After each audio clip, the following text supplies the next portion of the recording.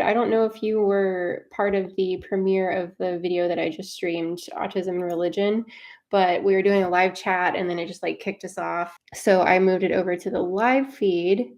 Yeah, I have also had really weird experiences in the church. It's hard for me to talk about because I know a lot of people from my church days that it's just hard for me to talk about. I've been through a lot of weird things in the church. I was raised conservative evangelical Christian, and my husband and I thought that we wanted to go into ministry, and we thought we wanted to do that for the rest of our lives. That didn't happen. So we were both youth pastors in college, and then as soon as we graduated college. Anyways, I'm trying to figure out what all I want to unpack there. I'm reading some of y'all's comments over here.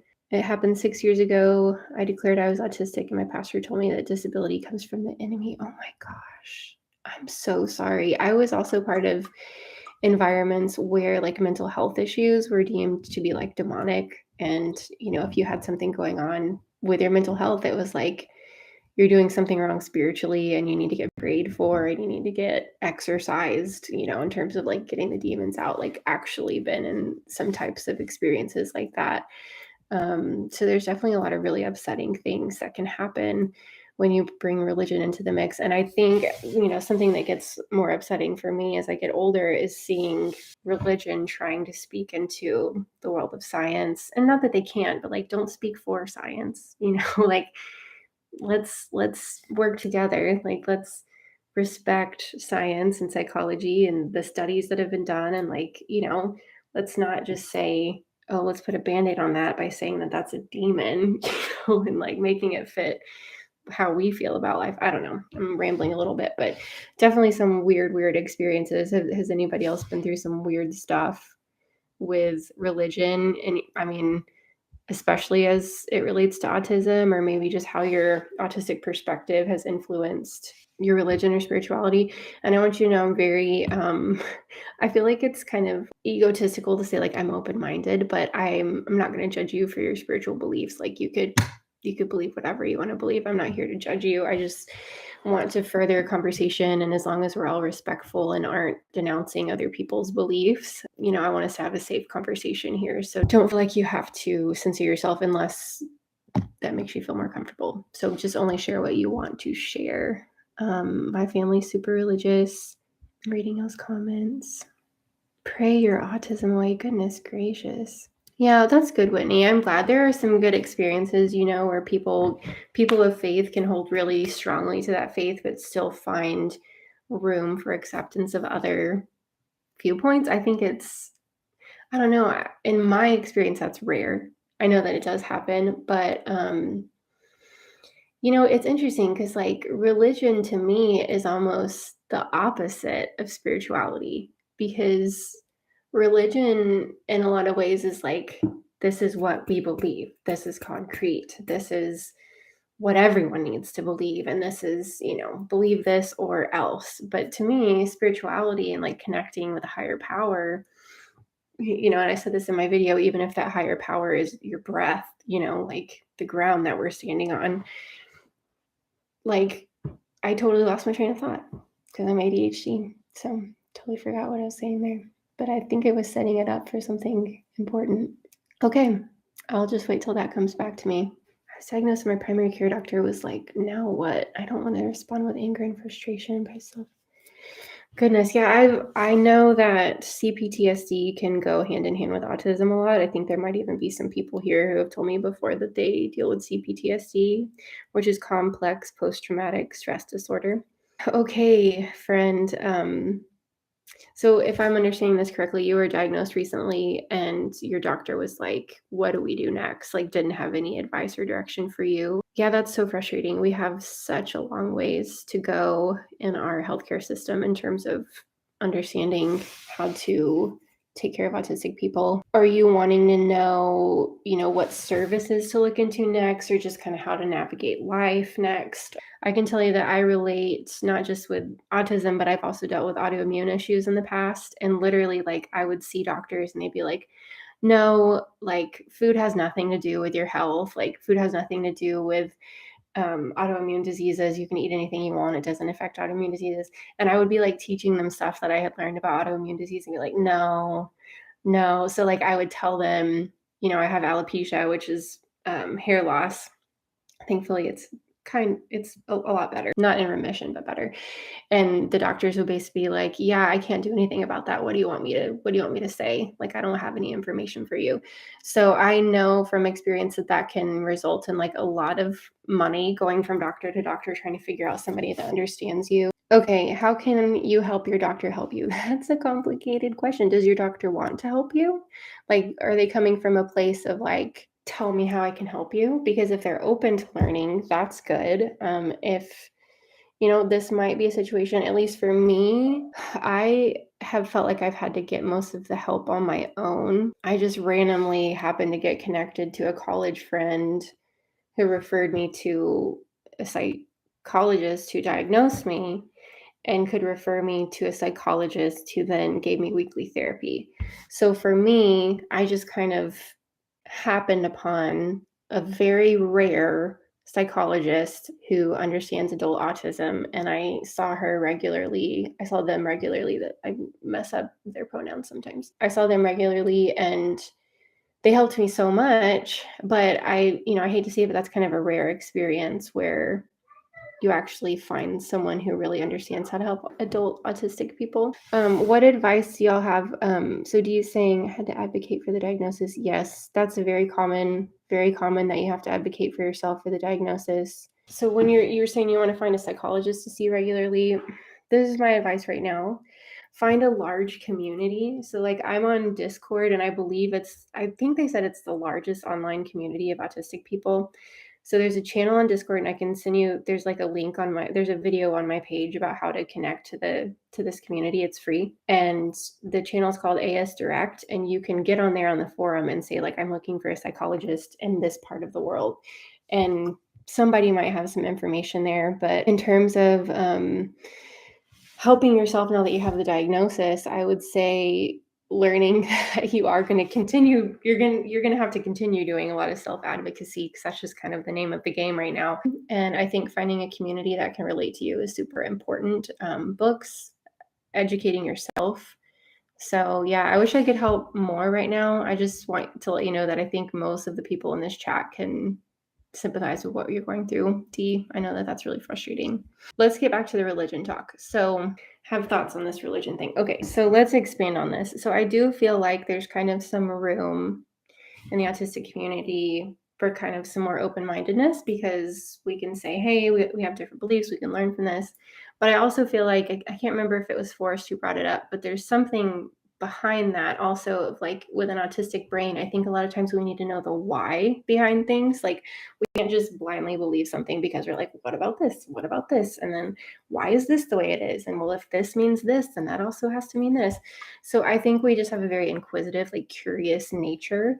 And I think for me, when I was younger, that's kind of what I felt. It was like, okay, but if we say, like as a Christian when I was younger, like if we say that we're the only way to heaven, but another religion says that they're the only way to God and to heaven, who's the boss that gets to say this one's right and this one's wrong?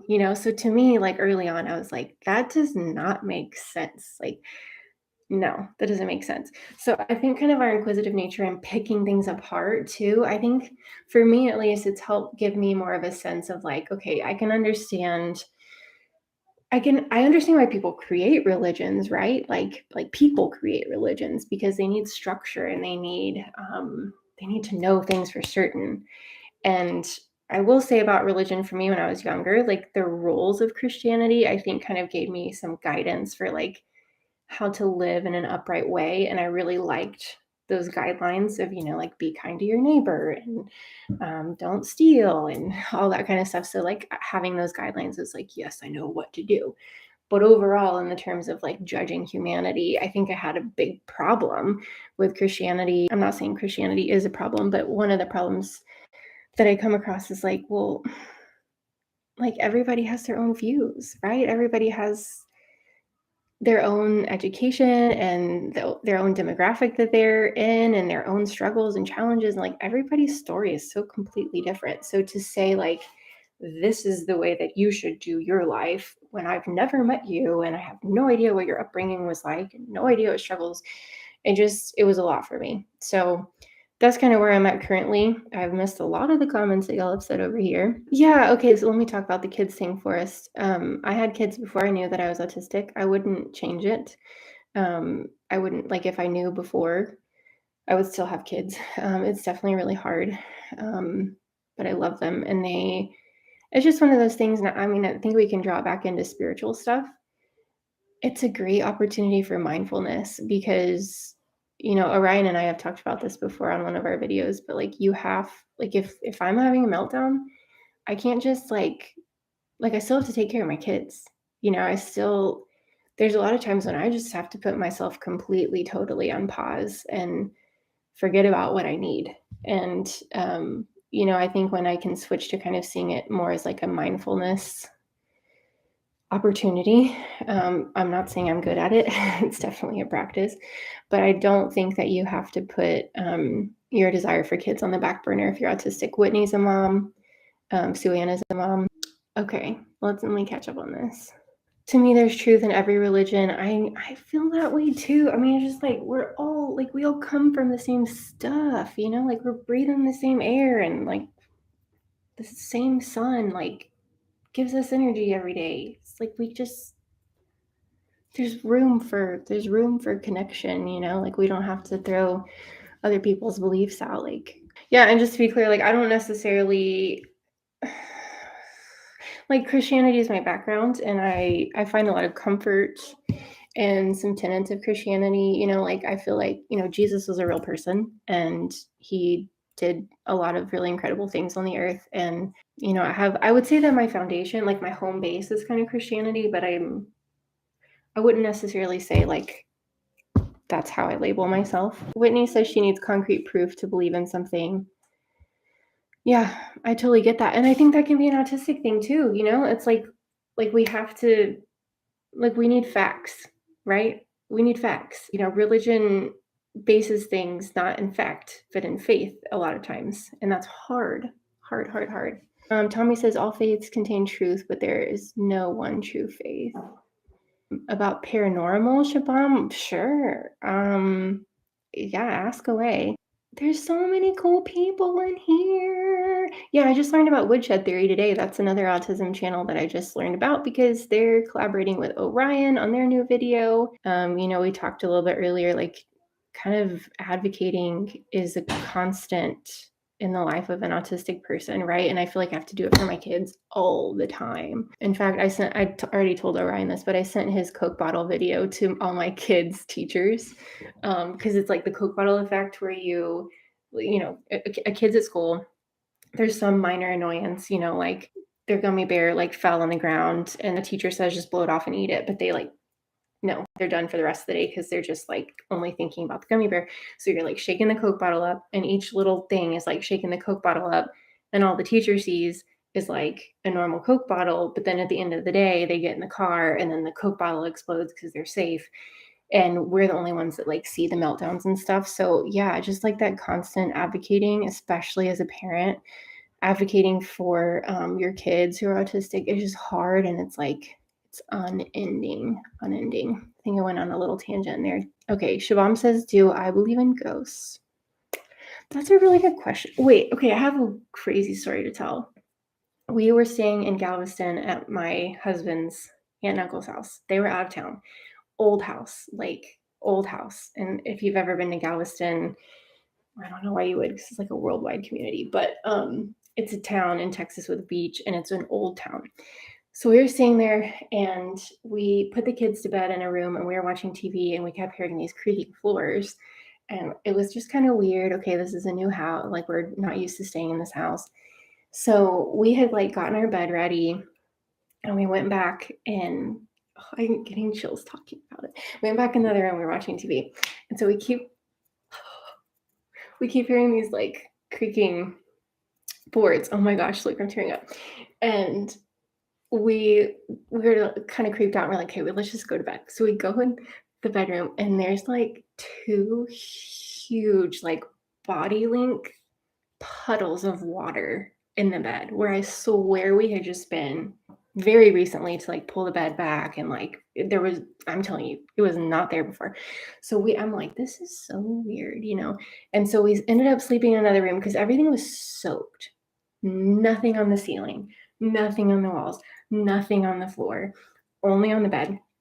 So there was an AC person, like an air conditioning person, that came out the next day because we were like, what is happening? And they're like, no, the AC is totally fine. Nothing's wrong with it. And there's nothing that leaked from the ceiling or from the walls or from the floor. And I was reading about it, and a lot of times, like, water spots can be like from ghosts. I don't know. So I don't know. I don't know if I believe in ghosts, but I had that really weird experience. So I wouldn't be surprised, but I don't have those experiences very often. Whew. Elizabeth says, can you completely disprove ghosts? No. Mm-mm. This is a great place to make connections. I love it.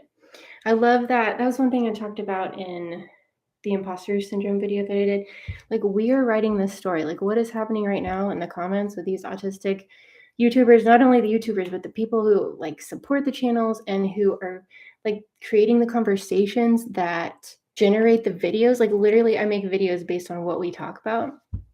All of us together, like, we're writing the story on how autism is represented and talked about, because we have such a long way to go.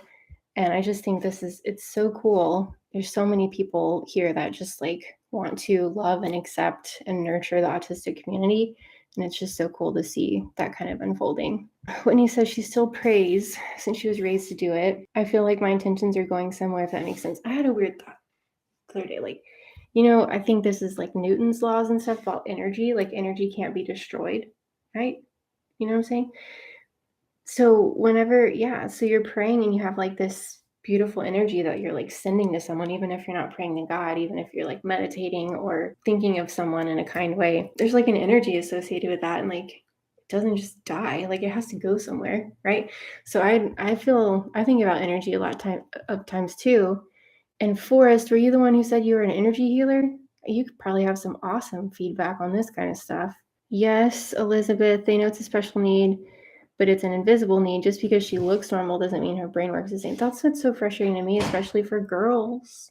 Like, autism can affect our physical appearance, but it can, but it's like a neurological thing. So when people, it just goes back into that whole thing of like, you don't look autistic, but what the F? Why are you saying that? Because autism, you know, it's not about how you look, it's about how your brain works. It's so frustrating. You know, Galveston, sweet. Don't go, there's ghosts. Yes, we are the future, Whitney. Energy is neither created nor destroyed. Beautiful. Thank you for giving that. Religions are human constructs, and they help people to live a more fulfilling life. Yeah, I agree with what you're saying, Andrea. Like, I feel like it kind of plays into what I've been learning about like mindfulness. I've just really gotten so much out of mindfulness and meditation lately because ADHD Taylor is taking over. It is taking over. Okay, so it's like our awareness, like, we're not our thoughts. We are the thinker of the thoughts, which might undo you if you're like, if it hits you right, you're like, so somehow I was relating that to what you said, Andrea. So much of what we do and believe is a construct. And like, that's not actually it. Like, we're the thing behind the it. I don't know. I don't want to go into like mind meld right now. But yeah, I just think, you know, being present is so much of like experiencing the divine, because the divine doesn't need our help to operate. Like, the divine doesn't need a system of religion to be divine. So we can partake in being divine just by existing in this moment. That's some personal beliefs, I guess, for right now. Yes, that was another thing I want to talk about real quick. So Tommy, autistic folks develop the ability to feel and discern energy. Many of us have empathic traits for sure. I do feel like we pick up on energy in many ways that other people don't. And I'm still kind of working on how to put that into words. There's also a segue from empathy that I've been wanting to talk about recently that I feel like can kind of be related to CPTSD, which we were talking about earlier, complex post-traumatic stress disorder. Because we're so empathic, we sometimes take on other people's emotions and thoughts, which can be a symptom of codependency. And it all kind of, we don't have to get into all of that, but I've been reading about codependency, and there's something to say about being super empathic, taking on other people's thoughts and ideas, feeling their energy, kind of reacting to other people's energy, and codependency. And sometimes that codependency is there because we're dealing with like trauma from childhood or like unhealthy relationships that can all facilitate like CPTSD, which is something that a lot of people on the spectrum deal with. Whoa, I just went there. I don't even know if that made sense. I love reading about psychology, and I just found a book on holistic psychology. It's pretty cool, but I can't endorse it yet because I haven't finished it. But it's really good. I'm feeling hyper. But where did the thoughts come from? Don't mess me up, Nathan. Don't mess me up. Just kidding. I love thinking about that kind of stuff. Mindfulness is like, whoa. Like, I feel like making a Kramer move. Does anybody watch Seinfeld? Like, whoa. Yeah, so many of us identify as empaths. Y'all are so fun to talk to, and also my children need me. Okay, let me finish these comments real fast. So many cool people. I believe in Elsa. Does it count?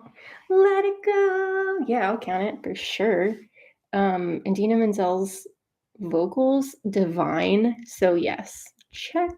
Forrest says a lot of energy work entails focusing our attention on healing or well-being of a person.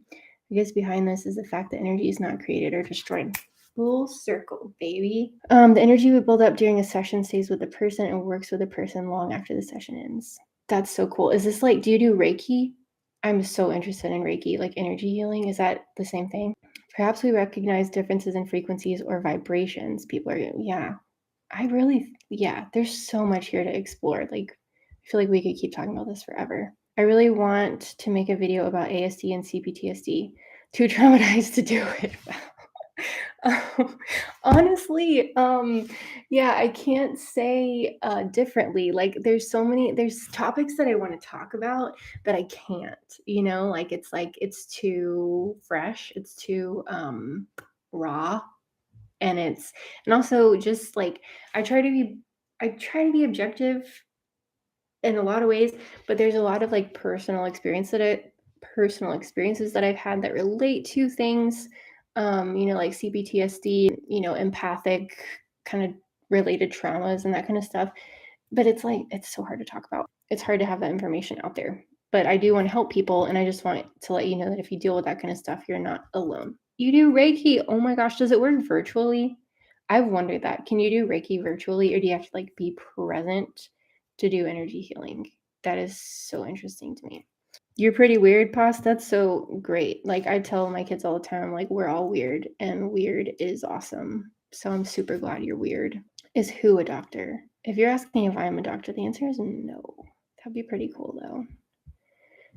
I don't know who we were talking about. Okay, well, this has been fun. Stayed on here way longer than I thought. I wasn't even intending to go live, but the premiere was really fun, and everybody had really great comments. All right, thank you so much for being here. And if you missed the premiere, I just posted the autism and religion video. Would love to hear more comments in the comment section below that.